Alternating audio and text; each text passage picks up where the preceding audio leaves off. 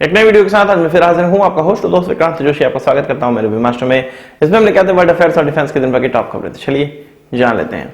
अगर आपको ये गगनयान वाली टी शर्ट या महादेव वाली टी शर्ट चाहिए तो हमें व्हाट्सएप करिए। व्हाट्सएप नंबर आपके सामने होगा। अपनी टी शर्ट बुकिंग कराइए केवल 350 रुपए में। अपनी सबसे पहली खबर की बात करेंगे तो वो भारत में जम्मू कश्मीर के अंदर जो लिथियम की जो खदान प्राप्त हुई है हमें, उससे रिलेटेड खबर की आ रही है और इससे चीन को कैसे फायदा हो सकता है, इस चीज पर हम लोग थोड़ा डिस्कशन करेंगे।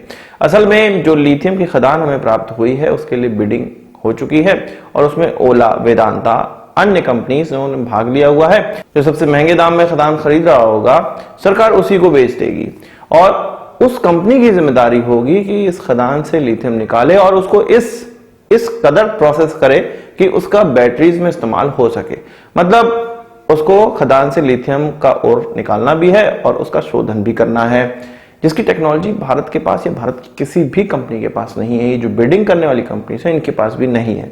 भारत की तरफ से कुछ 4-5 देशों में ये बात हो चुकी है। साथ ही साथ जिन कंपनीज ने बिडिंग करी हुई है उन्होंने अपने स्तर पे भी कई देशों से बात करी है, कई देशों की कंपनियों से बात करने लगे हैं वो। इसमें कौन कौन देश हैं ये मैं आपको बता दूं। इसमें भारत ने जो ऑफिशियली बात करी हुई है वो रशिया से बात करी हुई है, यूएस से बात करी हुई है, ऑस्ट्रेलिया से बात करी हुई है। ये इसलिए क्योंकि भारतीय जो सरकारी कंपनी है वो भी इसमें भाग ले रही हैं, इसलिए सरकारी कंपनियों के माध्यम से ये बातें की गई हैं। साथ ही साथ जो प्राइवेट कंपनी की तरफ से करी गई है वो जापान से बात करी गई है, बोलिविया से बात करी गई है, साउथ कोरिया से बात करी गई है। और यहां पर ये कंपनियां चाहती हैं कि जल्द से जल्द उनको टेक्नोलॉजी मिल जाए, टेंडरिंग होते ही वो इस टेक्नोलॉजी का इस्तेमाल करे। और अगर भारत को या भारत की किसी कंपनी को ये टेक्नोलॉजी मिल भी जाती है तो भी कई साल लग जाएंगे हमें इस लिथियम ओर को, इस लिथियम खनिज को निकालकर उसका शोधन करने में और बैटरी बनाने योग्य उसको बनाने के लिए। इसमें कई साल लग जाएंगे उस पूरी टेक्नोलॉजी को एब्जॉर्ब करने में। इसके अलावा रशिया की रोस्टेक के अंडर में एक 10X करके कंपनी आती है, उसके द्वारा भी भारत के साथ भारत सरकार के साथ 2 मीटिंग कर ली गई है और उसमें ये चाहते हैं कि हम उनकी टेक्नोलॉजी का इस्तेमाल करें। साथ ही साथ वो इसके शोधन में, साथ ही साथ इसको खोदने में या इसको दोहन में भी वो भारत के साथ रहना चाहते हैं, भारत के साथ कोलैबोरेशन करना चाहते हैं। अगर भारत की किसी कंपनी या भारत के पास ये टेक्नोलॉजी नहीं हुई तो क्या होने वाला है। इस खनिज को जब खोदा जाएगा, इसको निकाला जाएगा तो इसको भेजा जाएगा चीन और चीन से इसका शोधन होकर तब भारत में आएगी। चीन के पास इतना ज्यादा शोधन करने की क्षमता है कि वर्ल्ड का 2/3 से ज्यादा का शोधन, लिथियम अगर तत्व की बात कर लें या उसको बैटरी में इस्तेमाल होने योग्य उसके शोधन की बात कर लें, उसके फॉर्म की बात कर लें, तो वो 2/3 चीन के अंदर ही होता है और भारत को भी फिर चीन पर ही लाई होना पड़ेगा। जैसे कि चीन का कमीशन बनेगा, चीन का पैसा बनेगा, इनडायरेक्टली निकलेगा लिथियम भारत के अंदर और चीन की शर्तों पे, चीन के हिसाब से भारत को काम करना पड़ेगा। चीन अगर मना कर देगा तो भारत अपनी ही चीज का इस्तेमाल नहीं कर पाएगा। चीन अगर कहेगा कि हमें इतने पैसे दो तब भारत उसको उतना पैसा देगा और भारत के अंदर फिर ये लिथियम बैटरी सस्ती हो नहीं पाएंगी। भारत के अंदर हम जानते हैं कि भारत तीसरा सबसे बड़ा कार्बन उत्सर्जक देश है। वो इसलिए कि हमारी पॉपुलेशन ज्यादा, पर कैपिटा तो हम लोग बहुत नीचे हैं, पर अगर ओवरऑल बात करी जाए तो तीसरे सबसे ज्यादा कार्बन उत्सर्जक देश हैं।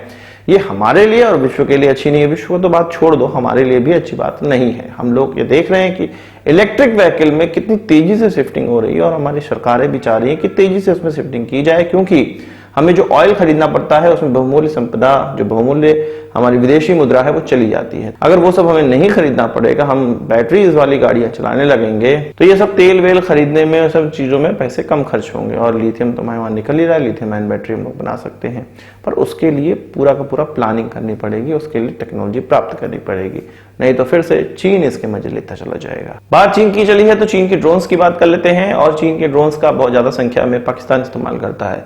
कुछ समय पहले पाकिस्तान के द्वारा 10 विंगलुंग CH-4 ड्रोन्स खरीदे गए थे और उसके पास बहुत अन्य ड्रोन्स भी हैं और भारत से ज्यादा मात्रा में ड्रोन्स हैं पाकिस्तान के पास। पर पाकिस्तान अपनी इस खेप को और ज्यादा बढ़ाता चला जा रहा है, जो अपने ड्रोन उनके पास है उसको और ज्यादा बढ़ाता जा रहा है। अब वो 10 CH-4 और खरीदना चाहता है। उसकी नेक्स्ट खेप अब उसके लिए प्लानिंग कर रहा है कि खरीदेंगे।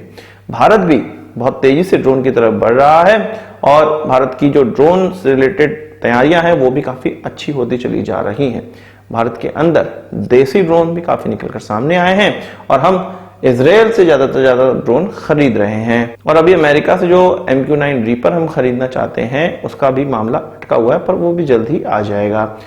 वहीं ड्रोन्स की ही बात चली है तो हमारा एक ड्रोन दुर्घटनाग्रस्त हो गया। कहा जा रहा है कि ये हिरॉन ड्रोन है जो कि जैसलमेर में दुर्घटनाग्रस्त हुआ है। डिस्ट्रिक्ट हेडक्वार्टर से लगभग 30 किलोमीटर की दूरी पर ये किसी गांव में जाकर दुर्घटनाग्रस्त हो गया।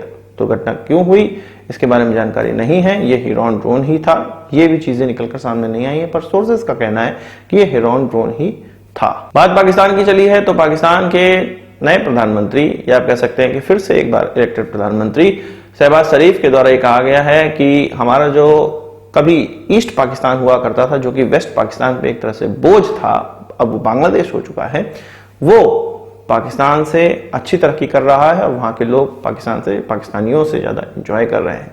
वो ये कह रहे थे कि हमने ये अब जाके IMF से लोन का जुगाड़ कर लिया, ये सारी चीजें बता रहे थे। साथ ही साथ उनका ये भी कहना था कि वहां के लोग, पाकिस्तान के लोग और उच्च लोग, मतलब ऊंचे लोग ये कह रहे हैं कि भाई भारत से जो ट्रेड है वो स्टार्ट किया जाए, नहीं तो हम लोगों की बहुत ज्यादा दिक्कतें स्टार्ट हो जाएंगी। पाकिस्तान अब भारत के साथ ट्रेड करना बिल्कुल स्टार्ट करने वाला है। अब भारत को पाकिस्तान के साथ ट्रेड करना चाहिए कि नहीं करना चाहिए।